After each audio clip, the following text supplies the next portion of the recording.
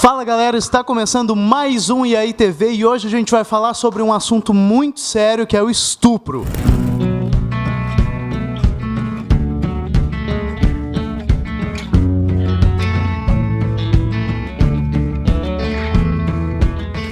Então, pessoal, esse tema ele ganhou bastante espaço agora nessa última semana na mídia por conta de todo aquele caso da menina carioca. E hoje a gente não vai se ater nessa situação especificamente, mas a gente vai falar sobre o que categoriza um estupro, trazer algumas informações, né, e tirar dúvidas quanto a esse tema.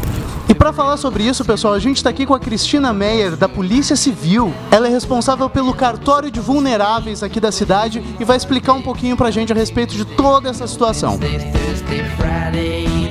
Então, Cristina, primeiramente seja muito bem-vinda aqui ao E aí TV e eu gostaria que para começar tu explicasse pra gente o que categoriza um estupro. Sim, eu agradeço a oportunidade, do convite. E o estupro, primeiramente, ele se caracteriza em constranger alguém, mediante violência ou grave ameaça, a praticar conjunção carnal ou permitir que se pratique atos libidinosos. Tudo mediante violência ou grave ameaça, sempre com a contradição da vítima, a não vontade da vítima. E tu que lida diretamente, com casos assim, com crimes e tal, tu acha que isso é recorrente, que isso acontece bastante na nossa realidade aqui em São Lourenço? Com certeza. Temos diversos casos, e o estupro ele tem diversas características, diversas maneiras de ocorrer. Nós temos desde os atos praticados dentro da família, que são os incestos de parentes ou agregados que vêm a fazer parte dessa família, o estupro por meio da pedofilia, que não deixa de ser uma forma de estupro gravíssima, estupro ocorridos em casa por pessoas desconhecidas, decorrentes de assaltos, diversas formas temos na nossa cidade. Então toda essa realidade que a gente pensa que não, isso não acontece aqui, isso acontece lá, isso é uma realidade aqui, isso tá acontecendo na nossa volta, a gente tem que se conscientizar disso também. Com certeza, claro que em proporção bem menor, mas acontece. E na tua opinião, Cris, quais tu acha que são os motivos que levam a um crime tão absurdo como esse, O que leva uma pessoa a isso? Bom, os motivos do estupro, eles são multifatoriais. Vem desde as psicoses, as doenças psicóticas que a gente enfrenta, tipo o tarado, aquela pessoa que é psicologicamente perturbado nessas questões sexuais. E temos estupros decorrentes de assaltos, também do abuso de álcool e drogas, que torna a pessoa mais vulnerável à vítima e potencializa o autor, a partir do momento que ele aflora, porque nós temos um figurativo, assim, falando, o nosso freio social. Que a gente cumpre as nossas regras da sociedade, que nós somos criados e educados. A partir do momento que a gente faz abuso dessas substâncias, nós perdemos esse freio. E aí podemos aflorar sentimentos e desejos incontroláveis. E quanto a isso que tu falou, Cris, quanto ao abuso de álcool, ao uso de drogas também, a gente vê que vários jovens têm costume, de sair à noite, de beber, de fazer festa. Então, até que ponto o álcool ali, a forma que ele afeta a pessoa vai caracterizar um estupro ou não na noite com essa galera aí que às vezes passa um pouquinho da conta? Assim, nós precisamos e nós temos direito de frequentar, de nos divertir, de sair à noite. Só que é necessário que se use bom senso, que se tenha um cuidado, porque a partir do momento que eu abuso dessas substâncias, eu, enquanto vítima, abuso dessas substâncias e perco o sentido, perco a razão, perco a característica de me autocontrolar, me cuidar, eu me exponho a uma situação de risco. Em contrapartida, o autor potencializa aqueles monstros interiores que nós conversamos, né? Com o abuso do álcool, das drogas. E ficamos vulneráveis a essas situações. Mas é importante, né, que se tenha o direito de sair, de se divertir de forma consciente, usando bom senso, procurar não sair sozinho à noite, lugares escuros, né? Grupo de amigos, conhecidos.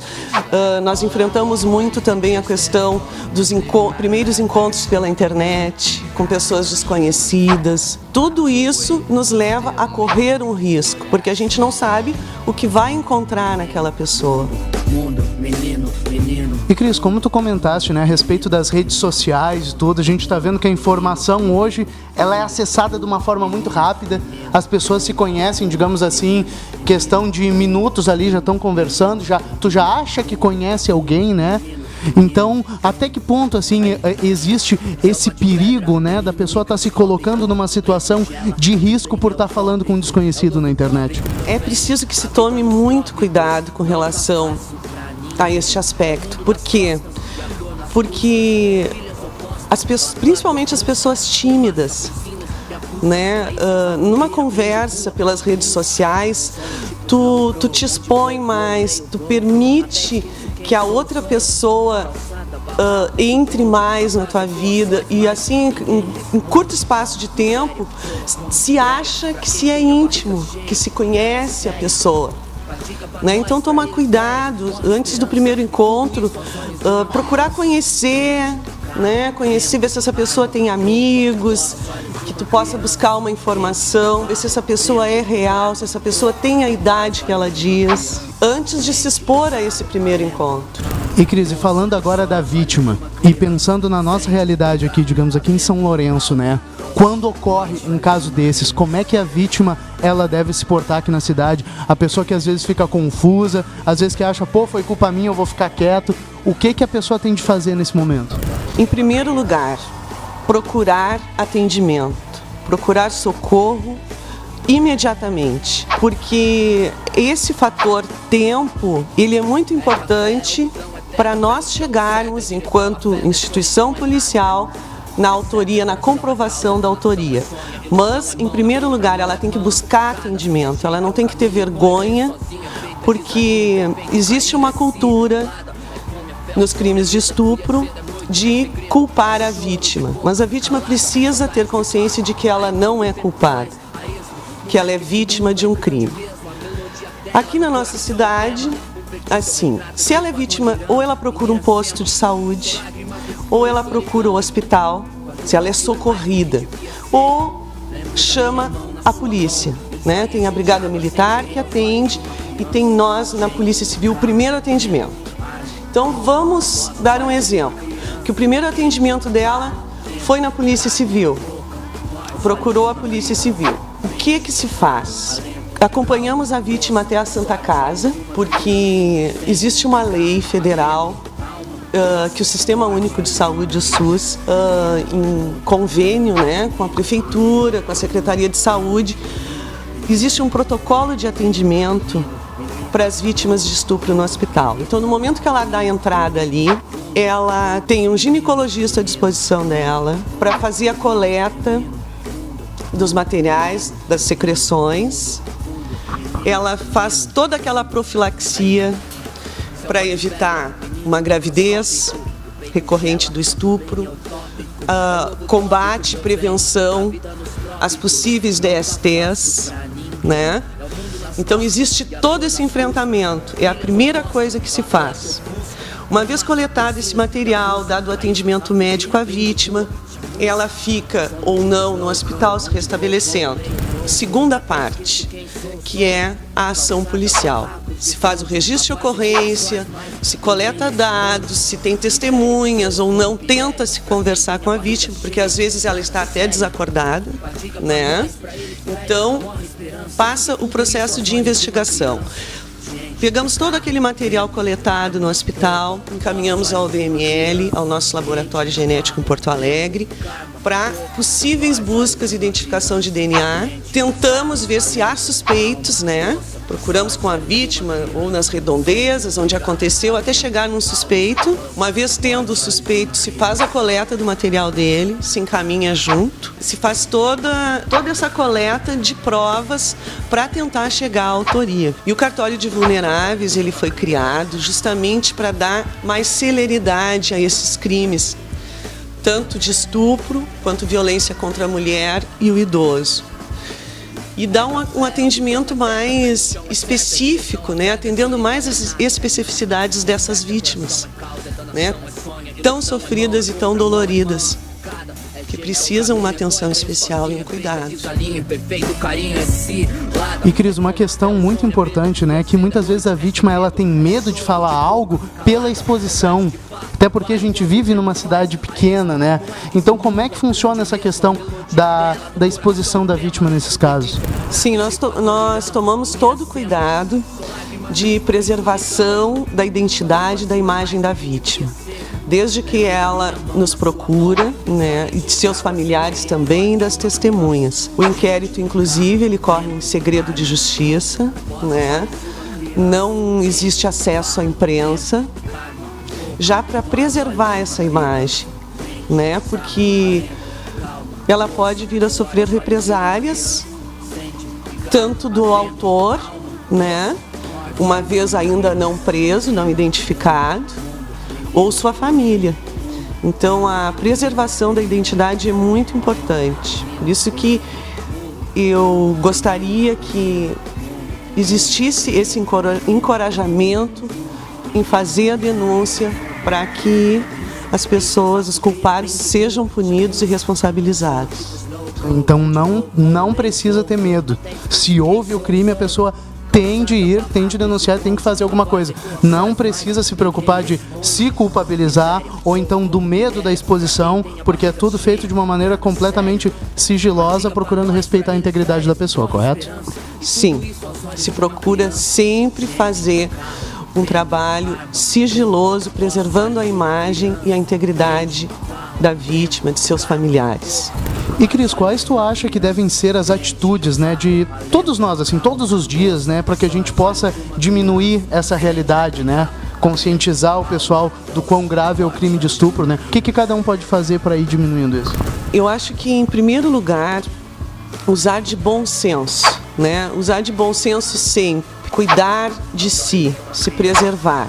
Não frequentar lugares que, em tese, eu vou estar exposta sozinha, lugares que eu não conheço, andar com pessoas desconhecidas, deixar me levar primeiramente pela emoção, né? Pensar um pouquinho com a razão.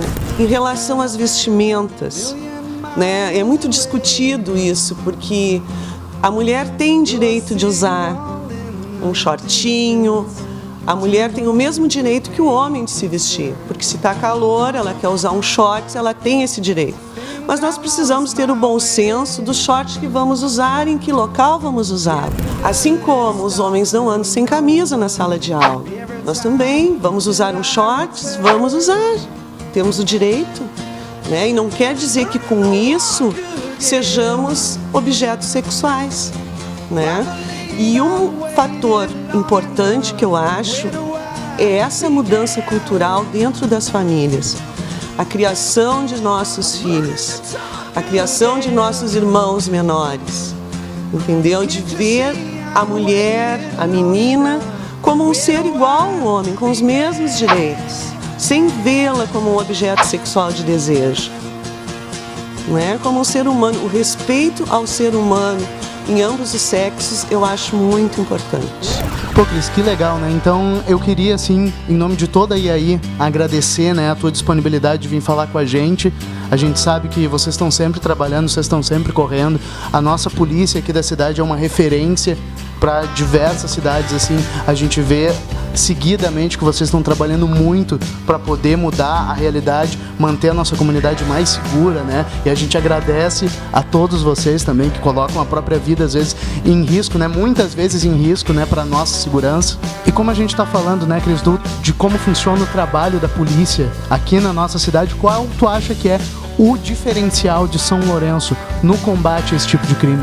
O diferencial e um aspecto muito importante que nós temos aqui hoje é o trabalho em rede, né? Se trabalha Polícia Civil, Brigada Militar, Secretaria de Saúde, Santa Casa com os protocolos de atendimento, Conselho Tutelar, né? Os CAPs. Então, existe todo um envolvimento, porque na busca da prova, da materialidade para o crime, nós precisamos de muitos atores, de muitos colaboradores, né?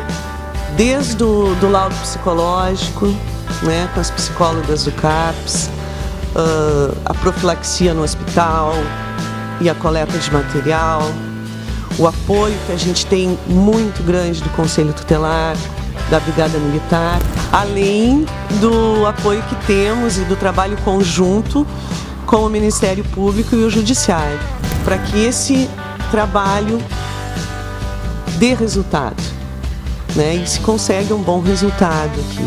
Mas então tá, Cris, além, né, de te agradecer por ter vindo aqui, a gente quer agradecer também ao delegado Edson Ramalho, né, que te autorizou a vir aqui explicar um pouco sobre esse tema, né, pra gente. E todos nós, né, pessoal, vamos se conscientizar cada vez ainda mais, né? A gente conseguiu tirar várias dúvidas aqui a respeito do tema, então vamos lutar aí para cada vez mais conseguir construir uma comunidade melhor aqui pra gente, porque começando aqui a gente vai mudando em tudo à nossa volta.